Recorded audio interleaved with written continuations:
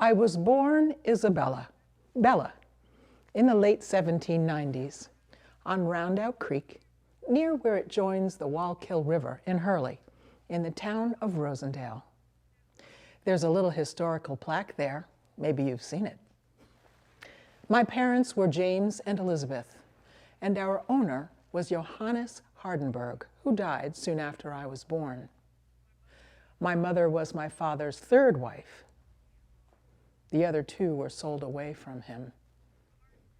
The Hardenbergs were Dutch settlers, and others of my owners were Dutch too. So Dutch was my language growing up. Onze Vader, wie in de hemelen zijt. Our Father, who art in heaven. I learned that prayer in Dutch from my mother. I kept a strong Dutch accent throughout my life, but I am speaking the way you do now, so you'll understand me. I was the youngest of 10 or 12 children. It's hard to know the number.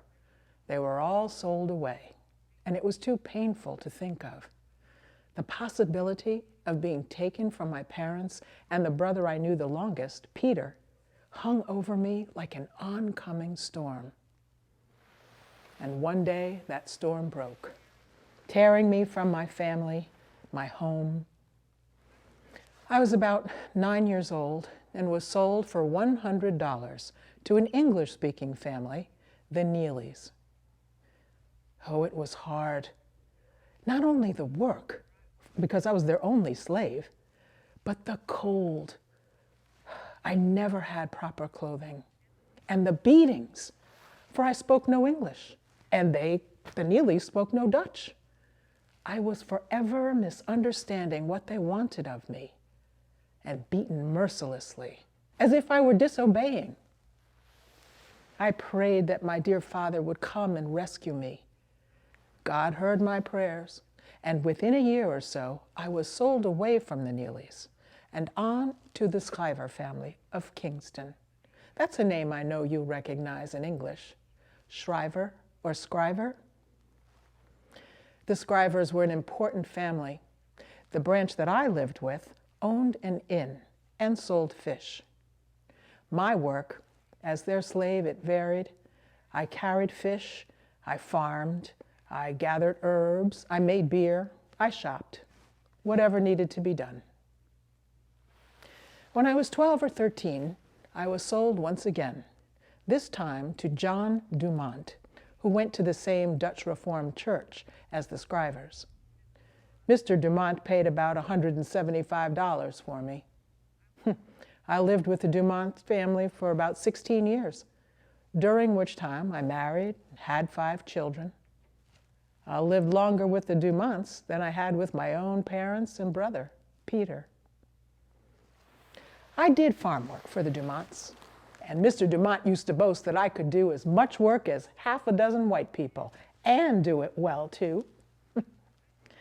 I didn't know it then, but that planted a little seed in my head that blossomed later when I made speeches about women's rights. I married Thomas, another slave owned by the Dumonts. Thomas was older than I and had been married twice before. Those wives were sold away from him, much like my father's first wives had been. Anyway, Thomas and I married in about 1815. It was legal in New York State for slaves to be married, and our 5 children were born over the next 9 or 10 years. My last baby was Sophia, and during the first year of her life, 1826 or 1827, I was being reborn myself. Ulster County was a wool-producing region, but, as one of my biographers put it, this reputation rested more on the mediocrity of its wheat than the splendor of its wool. Nonetheless, I had the task of spinning 100 pounds of wool into yarn.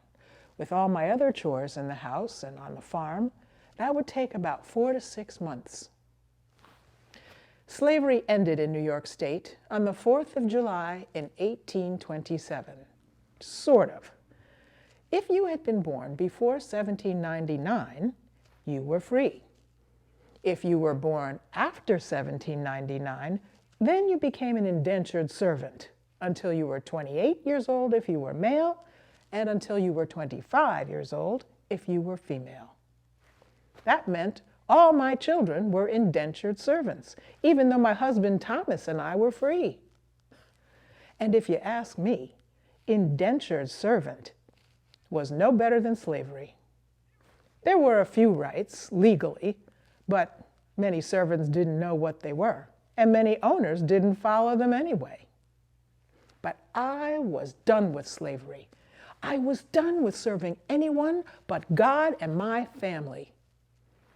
In 1826, the year before New York State said I was free, I heard the voice of God telling me to go out on my own as a free woman.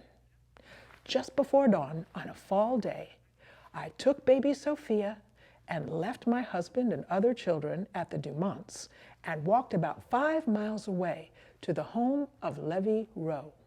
I told Levi what God had told me, and he urged me to go to the home of Isaac and Maria von Wagenen of Wagondale. I had known them for years, and I'm sure you know the name too, although it was often changed to Van Wagner. The von Wagenens were another prominent family in these parts and also members of the Klein Esopus Dutch Reformed Church, but they opposed slavery. When Mr. Dumont came after Sophia and me, the Van Wagenens paid him $25 for me and $5 for baby Sophia. I thanked God, and I took the name Isabella von Wagenen for the year I lived with these excellent people. For some time, I had been following the Methodist Church. I lived and dressed simply. I gave up drinking liquor, although I didn't give up smoking for another 40 years. Soon after I moved in with the von Wagenens, I helped found the Kingston Methodist Church. Our beliefs in the Holy Spirit and our style of worshiping are what you would recognize today as Pentecostal. Not only did black and white worship together in this church, but women were allowed to speak freely of their love for God and give witness to His goodness. This was the beginning of my many years of preaching. This was also a time when I needed the Holy Spirit's help. My son, Peter, only 5 or 6 years old, and named after my beloved brother, had been sold by Mr. Dumont to his wife's cousin, who in turn sold him to his brother-in-law, who then sold Peter again, this time to a brother-in-law in Alabama. Alabama, 1,000 miles away. It was illegal to do so in New York, against New York state law. I appealed to the Dumonts, but to no avail. But the Holy Spirit was there for me. With money and introductions from Ulster County Quakers and some prominent Dutch lawyers, I entered a complaint at the Ulster County Grand Jury. That's right, a black enslaved woman. They say the first black woman to sue a white man in the United States. It took about a year, but my Peter was returned to me, to Ulster County. He was in a frightful state. He had been beaten savagely. He was depressed and frightened. But the courts released him from indentured servitude, and I took him to New York City in September of 1828, where we found work and lodgings with other Methodists. I started attending what we called free meetings, sort of like informal church meetings in people's homes. Anyone could attend them and speak, and attend them and speak I did. I found that people listened to my words, the stories of the Holy Spirit in my life. And I began to preach at camp meetings around the city and even in Westchester and Croton. Between 1829 and 1831, I became known as a powerful and moving preacher. I traveled all around New York and even to Connecticut and Massachusetts. I was introduced to the Northampton Association for Education and Industry in Western Massachusetts, a community of blacks and whites that lived and worked together in the hopes of curing the world from savagery and injustice. The president of the American Anti-Slavery Society was there, as was Frederick Douglass and other forward-thinking individuals. It was here in June 1843 that I was born again, choosing to name myself Sojourner Truth. After 30 years of slavery and 15 years of making myself free through the power of the Holy Spirit, I now travel throughout the United States, denouncing enslavement and enslavers and advocating temperance, freedom, women's rights, and women's suffrage, a woman's right to vote. I gave speeches, I preached, and I discussed and debated with others. I could neither read nor write, but my biographers will tell you that I was highly intelligent, and the common understanding of illiterate did not apply to me. On top of this 5-foot, 11-inch body was a brain filled with ideas, conviction, persuasive arguments, and wit. While I may not have been able to write my own accounts, my own letters, my own essays, others captured them relatively accurately. I say relatively. You will see articles and biographies that have me speaking with a Southern accent. I was no Southerner. As I said, I was born and raised here in New York State, outside of Kingston. Frederick Douglass had written his autobiography to great acclaim and made some money from it too. I dictated my life story to Oliver Gilbert, and it was published in 1815. I was determined to own my own home and planned to earn the money by selling my story, as Frederick Douglass had sold his. I was able to purchase a little house on Parker Street in Northampton, Massachusetts, and finally paid off a $300 mortgage in 1854. I was about 57 years old. How many of you have paid off your mortgage at age 57? I was speaking everywhere about anti-slavery and the women's rights movement. In May 1851, I spoke at the Ohio Women's Rights Convention in Akron. It was held in a church, and it was packed. I sat on the steps to the pulpit. It was so crowded. You must understand that back then, women and children were expected to be seen and not heard. It was not considered proper for a woman to speak publicly, to congregate publicly without her husband, and certainly it was not considered proper for a woman to have an opinion about anything other than domestic life. So a convention of hundreds of women was considered outrageous. Believe it or not, men and women alike thought there would be riots, or maybe women dressed up as men, or maybe women stripping themselves naked. Some journalists and others who reported on the convention talked about how well-behaved, well-spoken, and well-dressed we were. Mr. Marius Robinson wrote an editorial in the only anti-slavery paper west of the Alleghenies, the AntiSlavery Bugle. The editorial said, "The business of the convention was principally conducted by the women. The manner in which they acquitted themselves must, we think, have convinced the most skeptical." The Boston Liberator said, "No person could have attended this convention and then said that woman was unqualified to sustain an equal position with man." Some of my sister speakers were not in agreement about the issues of slavery and race being a part of the suffrage movement, even whether black people belonged in women's rights meetings at all.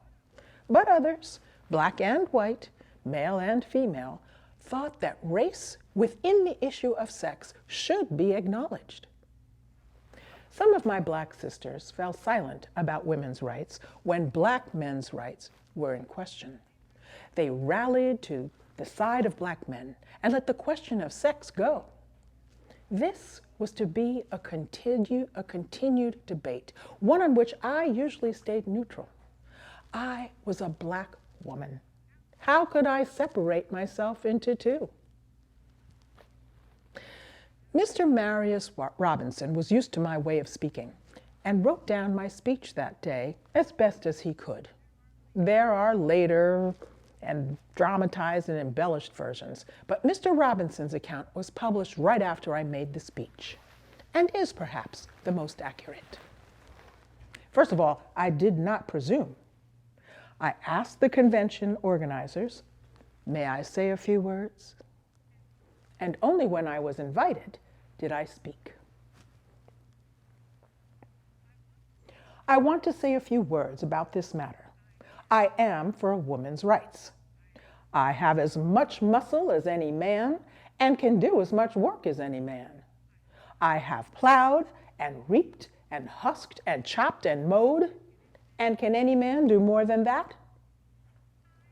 I have heard much about the sexes being equal. I can carry as much as any man, and I can eat as much too, if I can get it. I am as strong as any man that is today. As for intellect, all I can say is, if a woman have a pint and a man a quart, why can't she have her little pint full? You need not be afraid to give us our rights, for fear we will take too much, for we can't take more than our pint will hold. I can't read, but I can hear. I have heard the Bible and have learned that Eve caused man to sin.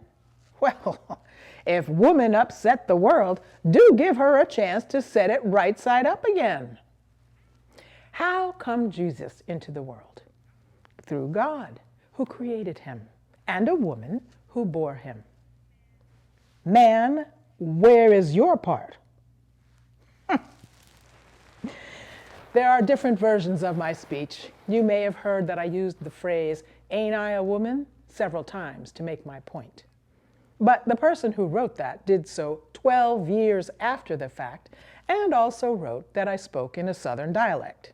I told you I was a New Yorker, and Dutch was my first language. Still, I got my point across at that convention, and I sold a lot of my books too, so I could pay off the man who printed it and eventually my mortgage. Speaking of differing accounts of my activities, early in the 1860s, friends raised enough money to pay for me to travel to Washington, D.C. to see President Lincoln. There are many accounts of my encounter with the president, most of them embellished and far from the truth, but I will say this: Mr. Lincoln was true to himself, and I was true to myself. I have a little autograph book, which he signed. For Auntie Sojourner Truth. Not Miss Sojourner Truth, but Auntie, same as he called his washerwoman.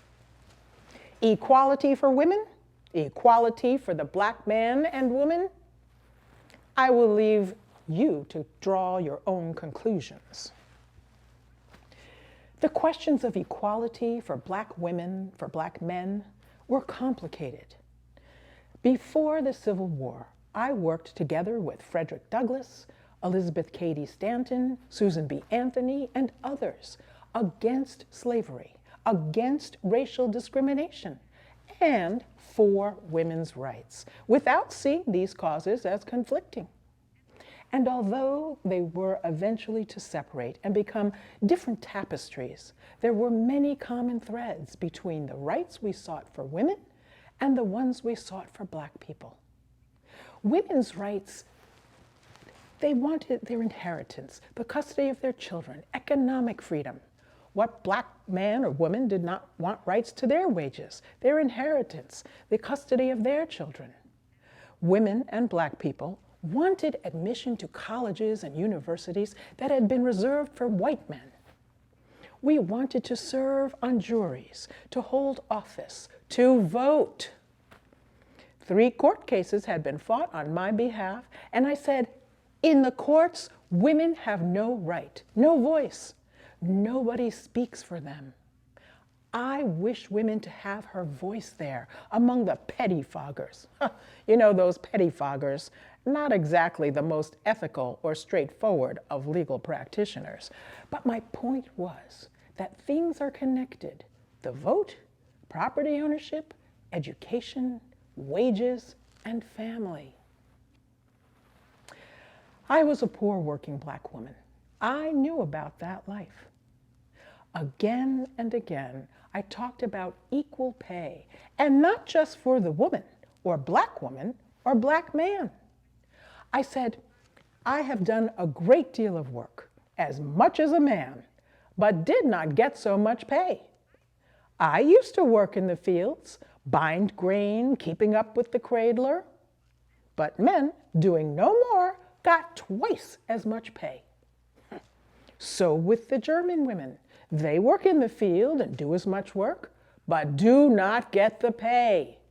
We do as much, we eat as much, we want as much. Money gives a woman independence, you see. I told them, when we get our rights, we shall not have to come to you for money, for then we shall have money enough in our own pockets.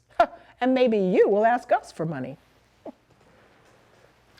You may think, she has strayed from the right to vote here, but truly, I saw it as being part of the theme of women's suffrage. As Nell Irvin Painter, one of my biographers, put it, I was equating women's voting with recasting the entire political economy. Illiterate indeed.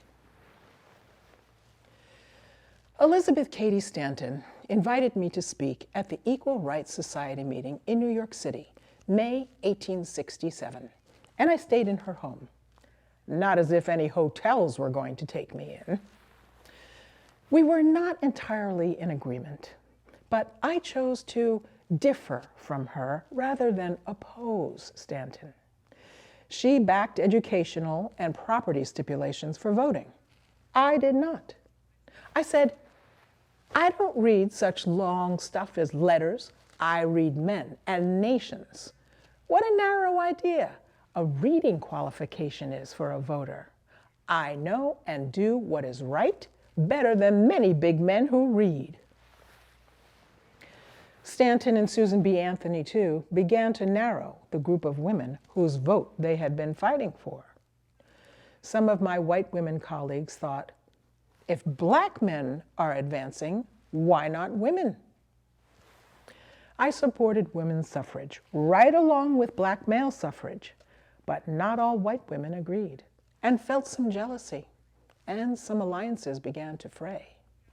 Just 2 years later, at the Equal Rights Association meeting in Washington, D.C., Stanton's keynote speech called us the dregs of China, Germany, England, Ireland, and Africa. I was not at this meeting, but other Black colleagues were, including Frederick Douglass and Frances Ellen Watkins Harper. The Equal Rights Association split into 2 different suffrage associations, one that supported Black male suffrage and one that did not. I was over 70 years old at the time, but spoke almost daily in New York City, not uncommonly to crowds of thousands, about all women's political rights. In the end, I spoke at the American Women's Suffrage Association meetings and supported Susan B. Anthony and other friends in Rochester, New York. And I am honored and humbled that I am the one strong Black woman in the book, History of Women's Suffrage. You can look that up. And now we are celebrating the 100th anniversary of the 19th Amendment, giving women the right to vote. What should we do, Sojourner, you ask me? The 15th Amendment gave Black men the right to vote. The 19th Amendment gave all women the right to vote, and yet there are still impediments keeping people from exercising those rights. Voter suppression, false information, changing rules, creating new ones to keep some people from voting. What should we do, Sojourner? Yes, there are still many things that we worked hard for, that you are working hard for now. We are all brothers and sisters deserving of equity, and I urge you to continue. I can only use the examples of what my colleagues and I did. Speak, preach, debate, persuade. Use facts, use life stories, use arguments that touch the heart and the mind. Much opposition comes from fear. Figure out what your opponents are afraid of and speak to that. And vote. That right to vote is something we worked hard for you. And when you feel discouraged, I hope you will take heart if you think of me, Sojourner Truth.